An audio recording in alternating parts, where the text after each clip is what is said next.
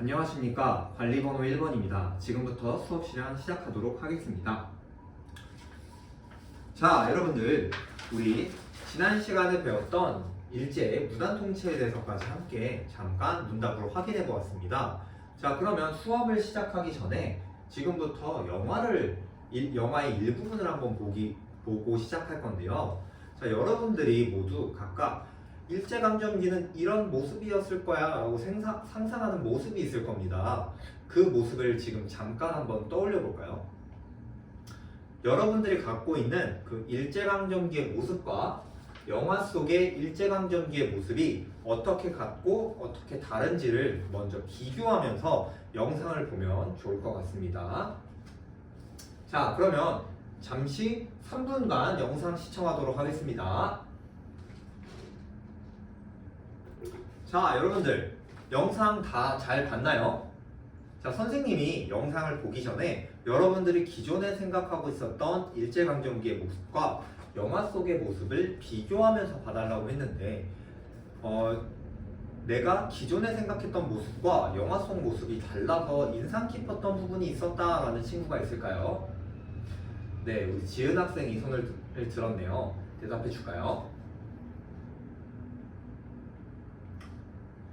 지은 학생이 지난 시간에 배웠던 것처럼 일제강점기라면 모든 사람들이 제복과 칼을 차고 다닐 것 같았는데 영화 속의 모습에서는 그렇지 않아서 그런 부분이 달라서 인상 깊었다라고 이야기를 해주었어요.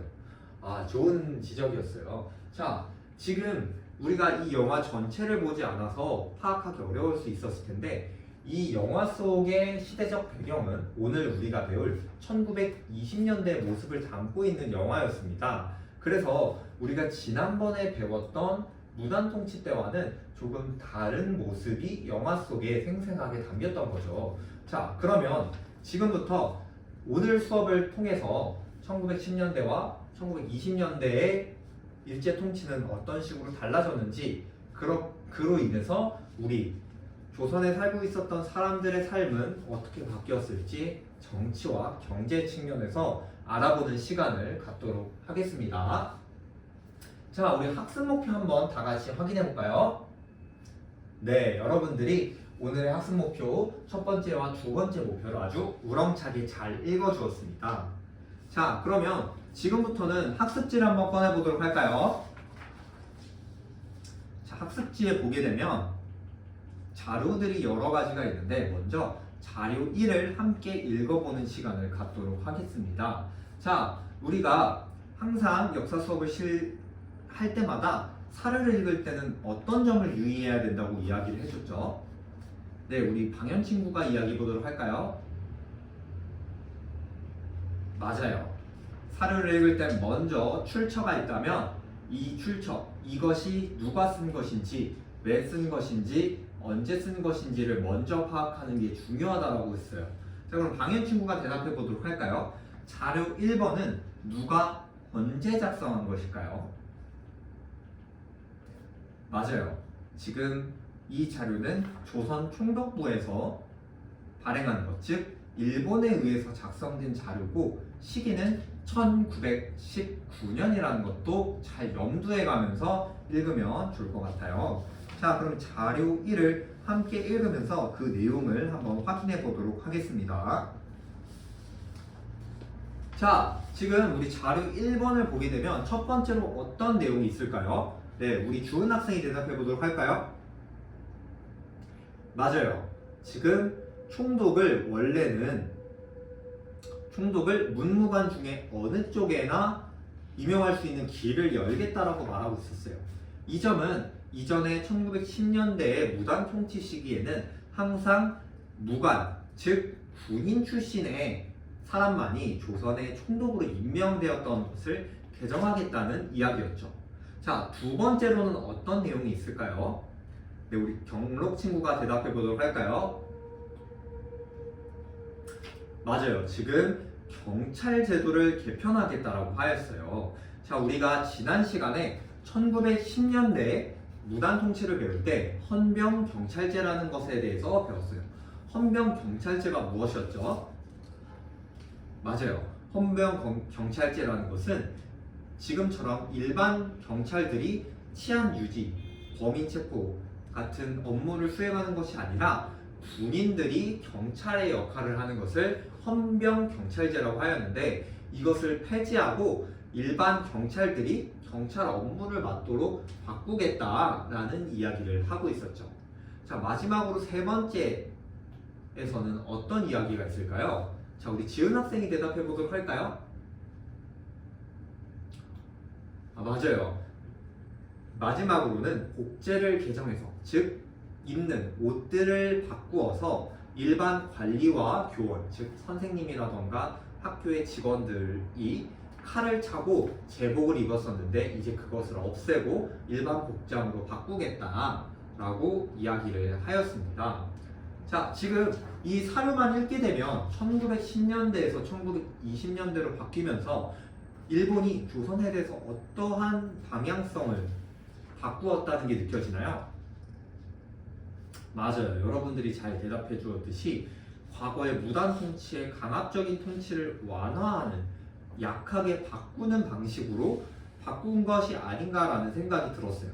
자, 그런데 우리가 항상 역사적 자료를 분석하고 해석할 때는 이 자료의 내용이 진짜로 맞는지에 대해서 검증을 할 필요가 있다고 했죠. 그럼 지금부터는 자료 2, 3, 4번을 읽으면서 자료 1번의 말대로 과연 일본이 조선에 대해서 포용적인 자세, 더 풀어진 통치를 했는지, 이것이 진짜 문화 정치라고 할 수 있는지에 대해서 한번 비판해보는 시간을 갖도록 하겠습니다. 자, 우리 자료 2번에 보게 될까요? 자료 2번을 보게 되면 어떤 형식으로 자료가 나와 있죠? 맞아요. 지금 그래프가 나와 있습니다. 자, 그래프가 세 가지 나와 있는데 이 세 가지가 각각 무엇을 말하고 있을까요? 네, 가장 왼쪽의 그래프는 관리의 변화니까 경찰관의 수를 이야기하는 거겠죠? 경찰관의 수가 어떤 식으로 변화했는지. 두 번째로는 경찰 기관의 변화니까 쉽게 생각해서 우리 주변에 있는 경찰소, 파출소가 얼마나 수가 증가했는지 감소했는지를 보여주는 그래프일 것 같습니다. 자, 마지막으로는 경찰 예산액의 변화죠. 그것은 경찰이라는 조직이 얼만큼의 돈을 쓰고 있는지에 대한 그래프입니다. 자, 우리 이 세 가지 그래프를 보게 되면 어떠한 것을 알 수 있을까요? 네, 우리 이 당연 학생이 대답해 보도록 하겠습니다. 맞아요. 지금 세 가지 그래프 모두 다 증가하는 모습을 볼 수 있어요. 자, 그럼 우리 방현 학생이 다시 한번 생각을 해볼까요? 앞에 자료 1에서는 경찰 제도를 어떤 식으로 바꾸어 나가겠다고 말을 했는데 이 자료를 보게 되면 조금 의문이 생기는 점이 없나요? 맞아요. 우리 방현 학생이 잘 대답해 주었어요. 지금 자료 1에서는 헌병경찰제를 보통경찰제로 바꾸겠다라고 하였는데 실상은 보통경찰제를 확대하고 경찰관 수도 늘리고 여러 기관도 늘려서 조선인에 대한 감시를 더욱 강화하진 않았을까라는 생각이 들었다고 잘 대답해 주었습니다. 자, 그럼 우리 자료 3번을 한번 볼까요? 자료 3번 같은 경우에는 기사가 삭제된 조선일보라는 사진 자료가 있습니다. 자, 자료 1에 담겨 있지 않지만 일제가 한 문화 정치의 기본적 또 중요한 내용 중에 하나인 1910년대에는 인정하지 않았던 한글 신문의 발간을 허용해 준 것이었습니다. 그래서 대표적으로 발간된 신문이 조선일보와 동아일보였는데 지금 이 조선일보의 기사가 삭제된 모습을 담긴 사진 자료죠. 자, 그럼 우리가 한번 추론을 해볼까요? 과연 이 삭제된 기사는 어떤 내용의 기사였길래 삭제가 되었을까요? 네, 우리 주은 학생이 이야기해 보도록 할까요? 맞아요. 일제의 부정적인 내용을 담은, 일제가 좋아하지 않을 만한 내용은 삭제한 것 같아요 라고 대답을 해주었어요. 자, 이처럼 이것을 통해서 일본은 우리 이제 문화적으로 너희를 대해줄게, 문화가 발전하게끔 일본이 도와줄게 라고 표방을 해놓고서는 결국에는 자신의 입맛에 맞는 기사만 실게해주고 자신들에게 비판적인 기사는 모두 삭제하고 심지어는 신문의 발간을 중단시키기도 했다는 사실을 우리가 자료 3번을 통해서 파악할 수 있었습니다. 자, 그러면 마지막으로 자료 4번을 한번 읽어보도록 하겠습니다.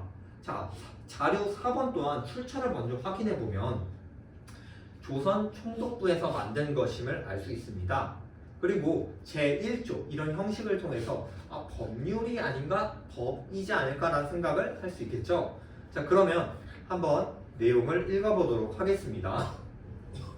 네, 이 자료 4번에서는 국채를 변역하거나 사유재산 제도를 부인하는 것을 목적으로 결사를 조직하거나 가입하는 자를 처벌하는 내용을 담고 있습니다. 자, 그러면 여기서 이 국채를 변경하거나 사유재산 제도를 부인할 목적을 가진 사람들은 당시에 어떤 사람들이었을까요? 이게 1925년이라는 점도 고려하면 좋을 것 같습니다. 자, 먼저 사유재산을 부인하는 사람들은 어떤 사람이 있을까요? 네, 여러분들이 모두 잘 대답해 주었듯이 사회주의자라는 사람들이 해당할 것 같아요. 자, 그렇다면 국채를 변경하는 사람들에는 어떤 식의 사람들이 해당할까요? 여러분들이 조금 어려워하는 것 같은데 일본은 이러한 사람들의 활동은 일본의 천황제도를 부인하는 것이기 때문에 처벌이 가능하다라고 하면서 탄압을 했는데요. 자, 이 국채를 변역하고자 하는 사람들은 독립운동가들에 해당합니다.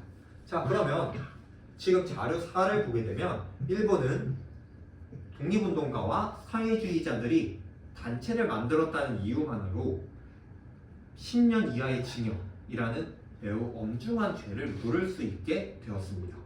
자, 그럼 이 세 자료를 통해서 봤을 때 과연 일본이 말했던 문화정치, 이른바 문화정치라고 하는 것이 실제로 조선에서 조선인들을 위해서 시행됐다고 볼 수 있을까요?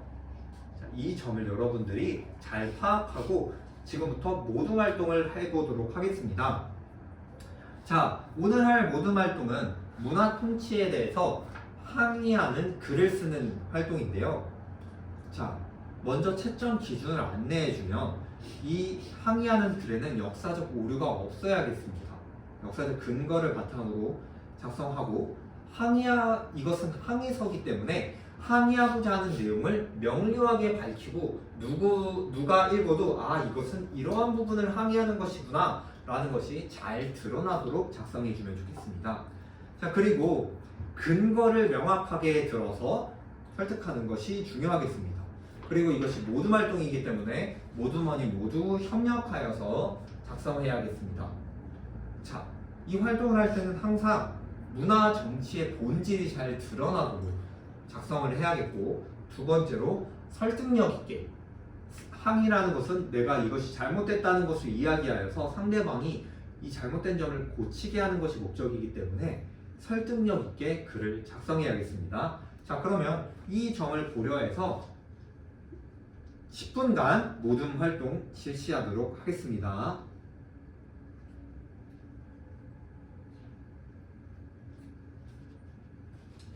네, 우리 조는 어떤 식으로 활동을 하고 있을까요? 우리 조 같은 경우에는 자료 1번에 지금 경찰과 관련된 제도나 아니면 의상에 대한 제도나 언론에 대한 문제는 자료 2번과 3번을 통해서 확인을 했으니까 자료 1번에서 있었던 것 중에 우리가 다루지 않았던 총독 문제에 대해서 다뤄보고 싶다고 이야기를 해주었어요. 근데 이걸 어떤 식으로 조사해야 될지 막막해서 걱정이 된다라고 이야기를 해주었군요.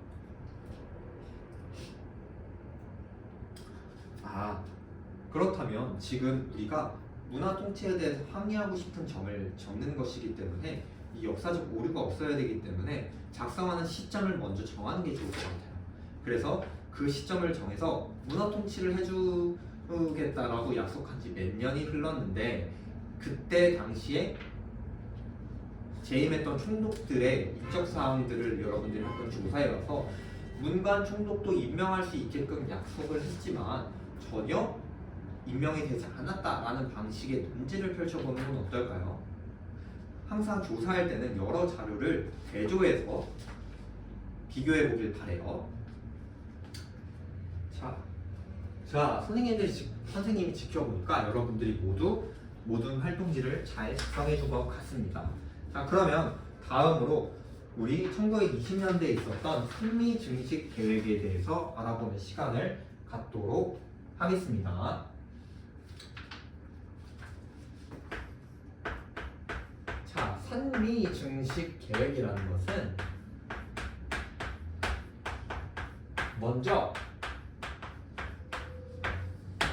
이름을 보게 되면 우리가 역사적 용어 같은 경우에는 이름을 보게 되면 그것이 무엇인지 알 수 있는 경우가 많은데요. 먼저 계획이죠. 우리가 이런 것을 하겠다는 계획인데 어떤 계획이냐? 산미를 증식하겠다라는 것인데 이것은 미는 쌀을 의미합니다. 쌀을 생산하는 것을 증가시키는 계획이라는 뜻인 거죠. 그래서 결론적으로는 일본이 한국에서 쌀을 많이 생산하게끔 하겠다라는 뜻이었는데 먼저 그 배경을 살펴보게 되면 자, 우리가 전전 시간에 1차 대전 이후에 전후 세계에 대해서 알아보았습니다. 그래서 일본 같은 경우에는 세계 1차 대전이 끝난 이후에 돈이 굉장히 많아지는 호황, 경기가 좋은 호황이 다가왔고 그로 인해서 일본의 공업화가 진행되었습니다. 자, 공업화가 진행되었다는 것은 공장이 많아지고 사람들이 농사를 짓는 대신에 공장에 취직하는 경우가 많아졌다는 뜻이죠. 그로 인해서 사람들이 도시로 인구가 몰리고 농촌의 인구가 줄어들게 되면서 농업 인구가 줄어들면서 쌀을 더 적게 생산하게 되었어요. 그런데 공장에서 취직한 사람들에게는 쌀을 먹고 살아야 되기 때문에 쌀이 계속 부족하게 됐고 쌀값이 오르면 사장님 같은 경우에는 월급을 많이 줘야 되기 때문에 부담이 있었습니다. 그래서 쌀 부족 현상이 일어나게 되는데 이 쌀 부족 현상을 해결하기 위해서 일본이 조선에서 쌀을 많이 생산해서 우리나라로 들어오면 되겠다라는 생각을 하게 되었습니다. 이처럼 이런 산미 증식 계획은 전 1차 대전 이후에 있었던 세계 정세와도 아주 밀접한 관계가 있었던 것이죠. 자, 그래서 전개 같은 경우에는 일본은 쌀을 많이 생산하기 위해서는 먼저 비료나 품종, 비료를 많이 주고 더 생산량이 더 많은 쌀을 얻을 수 있는 품종을 개량하면 쌀을 많이 얻을 수 있을 거야 라고 생각해서 이런 것들을 강요하였고 또 이전에 쌀을 기르기 어려웠던 땅에도 쌀을 기르면 되겠지 라는 생각으로 자, 우리 쌀은 어디서 날까요? 맞아요. 쌀은 밭이 아니라 논에서 나죠. 논은 항상 물이 있어야지 자라는 땅이에요. 그렇기 때문에 물을 댈 수 있는 수리시설, 저수지와 같은 수리시설들을 건설하기 시작하였습니다. 자, 그런데 이런 산미 증식 계획으로 조선인들의 삶은 어떤 식으로 바뀌었을까요? 자, 우리 자료 6번과 7번을 한번 보도록 하겠습니다. 자, 지금 자료 6번에서는 생계가 어려워서 쌀을 수출할 수밖에 없고 그래서 만주산 잡곡으로 삶을 살고 있다는 내용이 담겨 있죠. 그렇다면 자료 7번은 어떤 내용일까요? 맞아요. 그림인데 지주 같은 경우에는 쌀가마 위에서 앉아 있어서 돈이 굉장히 많은 모습이고 농민들 같은 경우에는 매우 힘들어하는 고된 노동을 겪고 있는 듯한 모습이었어요. 이처럼 산미증식 계획의 결과로는 농민들의 삶이 어려워지고 식민지 지주제가 강화됐다는 현상이 일어나게 되는데 이 식민지 지주제라는 것은 무엇이냐? 식민지에 사는 사람들이 본국인 일본에게 협조하는 지주들이 점점 더 돈이 많아지고 그림 속처럼 지주는 돈이 많아지는 현상인데 이것이 이 수리시설을 만드는 과정에서 수리조합이라는 것을 만들었는데 이 수리조합을 지주들이 주도하면서 일반 백성들은 더욱 힘들어지고 지주들은 이 틈을 타서 땅도 더 많이 모으고 더 부자가 될 수 있었던 결과가 있었다는 것을 우리가 항상 기억하면서 산미증식계획의 결과와 목적과 결과에 대해서 알아보면 좋을 것 같습니다. 그래서 오늘 수업에서는 1차 대전 이후의 상황이 어떤 식으로 문화 정치로 바뀌는데 영향을 주었고 그리고 일본의 공업화라는 국제 정세가 산미증식 계획에 미친 영향에 대해서도 알아보았고 또 자료들을 여러분들이 참 잘 읽으면서 역사적 자료 분석과 해석 역량을 잘 기른 것 같아 선생님이 너무 뿌듯합니다. 자, 오늘 수업하느라 너무 고생했고 다음 시간에 만나요. 시간이 많이 넘쳤습니다. 20분 43초. 네. 먼저 예, 판서가 네. 짝대기를 끄면 다 끄어야 되지 않나요? 밑에? 얘를 끄면 그냥 다 그어주거나 안 그으면 아예 안 긋는 게 좋을 것 같고 네. 사실 한 개만 있을 때는 안 그어도 되는데 전개 2는 진짜 그었어야 하는 거니까 그리고 띄어쓰기가 없네요 진짜로 쌀 부족 띄어쓰기 정말 안 해도 되나?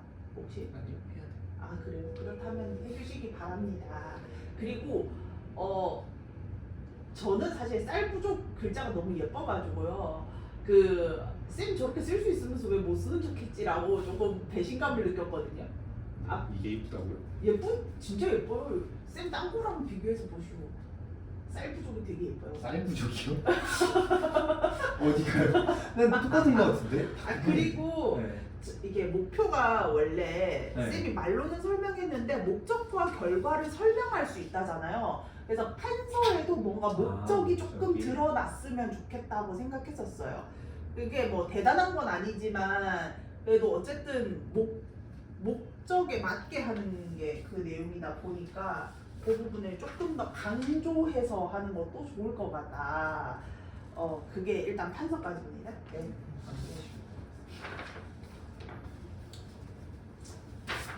왜 계속 내 걸 보면서 설명을 하지? 곤란하네. 선생님 진짜